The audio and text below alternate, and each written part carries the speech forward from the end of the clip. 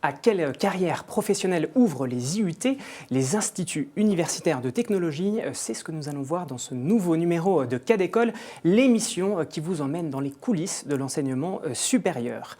Et pour guide aujourd'hui, j'ai le plaisir de recevoir Rodolphe Dalle, président de l'Association des enseignants de communication en IUT, directeur de l'IUT de Nantes et vice-président de l'Assemblée des directeurs des IUT. Rodolphe Dalle, bonjour. Bonjour. À vos côtés, j'ai le plaisir de recevoir Alain Euzen. Vous êtes pharmacien industriel de formation. Vous avez occupé des fonctions de direction opérationnelle et générale dans l'industrie pharmaceutique, justement. Et vous avez un pied également dans le monde de l'éducation, puisque vous êtes le président du conseil de l'IUT d'Évreux. Alain Euzen, bonjour. Merci, bonjour. Alors, pour commencer, Rodolphe Dalle, à quoi forme un IUT ?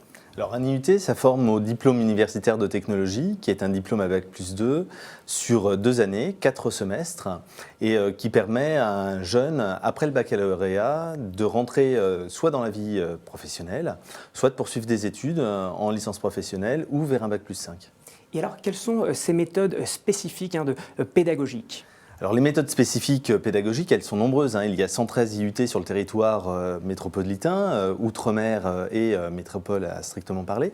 Et évidemment, elles sont très nombreuses. Néanmoins, les IUT disposent d'un programme pédagogique national qui permet d'avoir un DUT qui est équivalent quel que soit l'IUT. Et du coup, on retrouve des méthodes pédagogiques qui sont communes, similaires.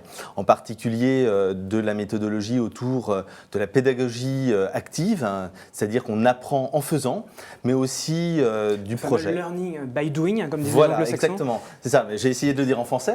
Donc, c'est exactement ça. Et puis, du projet tutoré qui permet là aussi de faire véritablement. Donc, on a un sujet, les étudiants travaillent en équipe, encadrés par un enseignant et essayent d'apporter une réponse à une problématique qui peut être une problématique interne à l'IUT, mais aussi une problématique d'entreprise. On a des méthodologies encore de pédagogie active à travers évidemment l'insertion en entreprise via les stages, via l'alternance, puisque de plus en plus de diplômes proposés par les IUT se font en alternance. Et puis, on pourrait prendre plein d'exemples après de méthodologies qui sont communes, comme par exemple le projet personnel professionnel, qui permet à l'étudiant, après son baccalauréat, de construire véritablement un parcours, de réfléchir à son activité professionnelle à venir et aux meilleurs moyens d'y parvenir. Également encore, dans les choses qui sont importantes pour nous, des modules autour d'apprendre autrement, qui permettent de réfléchir à un certain nombre de méthodes un petit peu différenciées pour pouvoir amener l'étudiant vers des compétences professionnelles ou en tous les cas des compétences professionnalisantes. J'en ai cité donc quelques exemples là, de méthodes pédagogiques particulières et partagées. Après, il y a toutes les initiatives des équipes pédagogiques dans les IUT. Alors justement, Alain Euzen, je le disais, vous êtes issu du monde de l'entreprise. Pour rebondir en effet sur ce que nous disait Rodolphe Dalle, vous, à votre niveau, est-ce que vous avez peut-être apporté des techniques issues du monde de l'entreprise dans votre IUT ? Les techniques qui sont issues du monde de l'entreprise, elles passent déjà bien souvent par le fait que nous avons un ensemble d'enseignants, de vacataires qui sont issus du monde professionnel et qui donc viennent évidemment délivrer des enseignements qui sont dans le cadre du programme, mais qui viennent délivrer des enseignements avec leur application propre liée à chaque secteur, qui peuvent être du secteur secondaire, du secteur tertiaire. Mais c'est la première façon d'aborder l'IUT, c'est de venir dans l'IUT et de côtoyer les étudiants, et avec les étudiants, d'avancer dans ce sens-là. Et puis ensuite, après, il peut y avoir, bien entendu, lors des stages, lors de certains moments particuliers, privilégiés, des forums qui sont organisés, des petits déjeuners avec les entreprises, le moyen de préparer, avec ce besoin, je dirais, demandé par l'entreprise, de préparer des nouvelles méthodes, puisque les programmes nationaux ne sont jamais figés. On a eu, il y a 2 ans à peine, la refonte de ces programmes, pour prendre en compte ce qui a évolué depuis 40 ans, puisque les DUT et les IUT ont 40 ans. Et donc les besoins ne sont pas les mêmes du tout. Alors justement, vous parlez de besoins en entreprise. Quels sont les débouchés professionnels pour vos étudiants ? Alors aujourd'hui, le débouché professionnel, il va se situer à, on va dire, à 2 grands niveaux. Le premier, ça va être le niveau qui va conserver, je veux dire, le niveau Bac+2, le DUT, parfois avec l'ajout de la licence professionnelle. Ceci, ça va nous emmener dans un contexte de technicien supérieur, de middle management, comme on dit, de management au moyen niveau, hein, voilà, et qui va tourner à ces 2 niveaux. Et puis ensuite, ceux qui ont décidé de poursuivre et qui, eux, vont passer sur des cursus directement à Bac+5. C'est-à-dire qu'on peut continuer, en effet, Voilà. soit sur une école de management, Une école de management, sur une formation universitaire, une formation Bac+5. universitaire, une formation d'ingénieur, voilà, tous les niveaux qui peuvent être cités, tout ce qui est à Bac+5, y compris avec les titres d'ingénieur. Et dans ce cadre-là, effectivement, on va passer là dans des fonctions qui vont être des fonctions d'expertise et des fonctions de management opérationnel et fonctionnel directement, c'est-à-dire des gens qui vont avoir un statut de cadre débutant. Alors, vous l'avez dit, une fois qu'on a son DUT ou sa licence professionnelle, néanmoins, ce sont surtout des postes de technicien supérieur, hein, si je ne me trompe pas. Comment on choisit sa spécialité? Parce que vous l'avez dit, Rodolphe Damm, il y en a 24. Alors voilà, on sera technicien supérieur, mais comment choisir l'orientation de quelle filière choisir? Peut-être au prisme, je ne sais pas, du marché de l'emploi? Oui, alors, bon, je pense qu'Alain pourra le dire mieux que moi concernant le marché de l'emploi, mais sur 24 spécialités, du secteur secondaire et du secteur tertiaire, évidemment, le choix est très très vaste. Il est extrêmement large. Mais aujourd'hui, je pense que les étudiants auraient intérêt, et les lycéens qui seront les étudiants de demain, auraient intérêt à ouvrir un petit peu le spectre et à regarder l'ensemble des spécialités offertes par les IUT. Il y a évidemment les spécialités qui sont assez connues, qui ont finalement une espèce de reconnaissance très spontanée parce que ça correspond à des enseignements qui existent déjà en lycée. Et puis, il y a toute une série de spécialités qui sont à découvrir, j'ai envie de dire, et pour lesquelles il y a plein de débouchés en emploi. Aujourd'hui, on se trouve dans une situation paradoxale. Je vais donner des exemples, mais on se trouve dans une situation tout à fait paradoxale où dans certaines filières d'activité, dans certaines entreprises, on nous dit on a besoin de cadres intermédiaires formés à Bac+2, à Bac+3 et on n'a pas assez de candidats. Il nous manque des gens. Et c'est quand même paradoxal dans un pays où le chômage de masse est important. Donc j'ai envie de dire aux lycéens qui vont suivre cette émission aujourd'hui, de leur dire, écoutez, regardez au-delà de ce que vous connaissez. Alors, allez voir. Quel métier, par exemple? Quelques exemples. Quelles activités? Allez, un exemple en tertiaire. Je pense à cette filière qui est STID, par exemple. STID, c'est traitement statistique et informatique décisionnelle. Et cette filière, elle ne parle pas forcément. De quoi on parle là? On parle par exemple des big data, voilà, pour le dire là aussi en anglais aujourd'hui.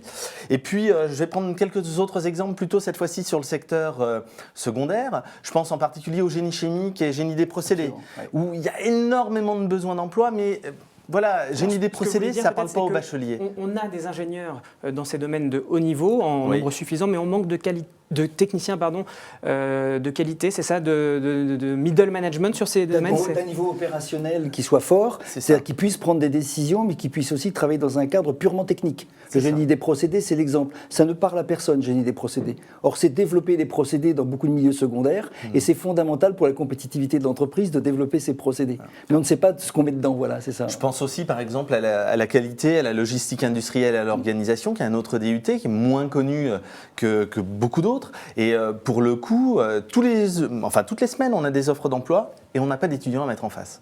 Alors, Alain Euzen, pour donner toutes leurs chances aux étudiants qui choisiraient cette voie de l'UIT et peut-être justement dans les domaines dont vous venez de parler, quelle relation entretenez-vous avec les entreprises pour augmenter l'employabilité justement des diplômés de... La première chose, c'est que dans l'ensemble du grand bassin d'emploi où est lié l'IUT et autour de son bassin d'emploi, parce que nous ne recrutons pas que sur un bassin d'emploi, mais quand même majoritairement sur des zones territoriales qui sont bien définies, eh bien c'est de rencontrer les entreprises. Nous rencontrons les patrons de sites, nous rencontrons les directeurs des ressources humaines, nous les invitons à venir voir ce qu'est notre IUT, nous leur faisons visiter nos locaux, nous affectons par exemple toute la taxe d'apprentissage à de l'investissement, de manière à ce que les technologies soient toujours à jour. Quand je dis technologie, c'est aussi bien une plateforme multimédia qu'une plateforme d'appel téléphonique, que évidemment un gros laboratoire de génie chimique ou de biologie. Donc nous les rencontrons, ils doivent nous reconnaître, ils doivent savoir que nous existons, et puisque nous existons, ils viennent nous faire cette demande. Il faut qu'ils aient envie de venir vers l'IUT, nous dire voilà, aujourd'hui on a cette difficulté-là. Et puis on a dans nos conseils des représentants du MEDEF, des chambres de commerce, enfin voilà, un certain nombre de représentants institutionnels qui sont aussi nos relais, puisque les chambres d'agriculture, qui viennent effectivement relayer notre message et qui connaissent nos besoins. Alors Rodolphe Damm, si on utilise une terminologie vraiment justement issue du monde de l'entreprise, quelle pourrait être la promesse que vous faites aux entreprises sur la qualité de vos étudiants? Je crois qu'on leur fait une promesse qui est très simple, hein, c'est de travailler ensemble à construire les ressources humaines dont ils ont besoin. Je dis à travailler ensemble à construire les ressources humaines dont ils ont besoin, puisque les entreprises sont avec nous à l'initiative des programmes. Il faut rappeler que tous les programmes de DUT sont établis de manière conjointe avec les branches professionnelles, avec les syndicats de salariés et évidemment avec l'institution qui est le ministère de l'Enseignement, de l'Éducation nationale et de l'Enseignement supérieur et de la Recherche. C'est un peu long aujourd'hui puisque les deux ministères ont été regroupés. Et puis l'autre promesse, c'est de leur dire effectivement, continuez à venir travailler avec nous en faisant en sorte que les gens qui sont dans vos entreprises donnent des cours chez nous, puisque je rappelle aussi que 30% des enseignements dans les programmes de DUT sont assurés par des vacataires qui sont des professionnels. Et puis, continuez à nous aider à former les ressources humaines dont vous avez besoin en accueillant des stagiaires, des alternants, puisque ce sont vos employés demain. Quelle qualité, justement, auront vos diplômés, vos étudiants qui sortent avec un diplôme universitaire de technologie, que n'auront peut-être pas d'autres étudiants d'une autre filière? Qu'est-ce qui fait la caractéristique? Je crois qu'il y a deux grandes caractéristiques. C'est d'abord un niveau de technicité qui est fort et qui reste fort. L'enseignement technologique se caractérise par la capacité à apprendre en faisant. Et donc, voilà, il y a une dimension opérationnelle très forte chez nos étudiants. Première chose. Deuxième chose, ce sont des diplômes qui sont des diplômes assez généralistes, ce qui fait que nos étudiants en sortie ont une grande polyvalence et une capacité à s'adapter aux conditions de travail dans lesquelles ils vont s'insérer. Les différents métiers qu'ils exercent. Technicité, polyvalence, ça sera ma dernière question. Comment on intègre un IUT? Comme on intègre un IUT, on intègre un IUT en candidatant sur APB. Et puis, à partir de là, dans chacun des IUT, on va sélectionner des dossiers. Voilà. Et alors, comment s'opère la sélection, Alain Zen, peut-être? La sélection, il y a d'abord effectivement le niveau qu'a choisi l'étudiant. Il a pu nous mettre évidemment en première intention comme en deuxième, troisième, quatrième intention. Ça, nous le savons. Nous savons s'il a voulu immédiatement l'IUT ou si l'IUT est une roue de secours, je vais me permettre de le dire, sans être péjoratif. Et donc, à partir de là, nous avons des étudiants qui viennent des différents secteurs, généralistes et technologiques, et évidemment, il faut un bon dossier. C'est un dossier de motivation, mais un bon dossier aussi scolaire, puisque nous sommes sur des cursus de 850 à 950 heures quasiment par an. Ça veut dire que ce n'est pas le cursus universitaire habituel, c'est 2 fois le cursus. Donc c'est beaucoup de travail individuel aussi, du travail en groupe, du travail tutoré. Donc il faut sentir aussi que le dossier vient d'un étudiant qui est motivé. Mais nous recevons énormément de dossiers et nous les sélectionnons parce que nous savons que ces étudiants-là ont un bon niveau. Et puis ils sont adaptés au cursus pour lequel ils sont en train de candidater. Et évidemment, beaucoup d'appels et peu d'élus, puisque nous avons, dans certaines spécialités, 20 fois plus ou 50 fois plus de demandes que de places. Oui, en même temps, il est important de dire que la sélection, évidemment, c'est d'abord s'assurer du potentiel de réussite et de diplomation. C'est-à-dire que l'idée, c'est de prendre des jeunes qui vont arriver au diplôme. Et évidemment, une des caractéristiques fortes des IUT, c'est le taux de réussite, qui est largement supérieur à un premier cycle universitaire classique. Donc ça, c'est important. Puis la deuxième chose qu'il faut dire, c'est que dans plein de secteurs et dans plein de filières, les jeunes ne doivent pas se brider. Les bacheliers qui veulent aller en IUT doivent tenter leur chance. Quel que soit le niveau de sélection de la filière, tentez votre chance. Il y a les notes, c'est sûr, il y a aussi la motivation. J'ai l'habitude de dire qu'on fera toujours réussir un étudiant motivé. On n'est pas sûr de faire réussir un très bon étudiant s'il n'a pas la motivation. Tentez votre chance, ce sera le mot de la fin. Merci beaucoup, messieurs. Merci. Quant à moi, je vous retrouve très bientôt pour un prochain numéro de Cadécole.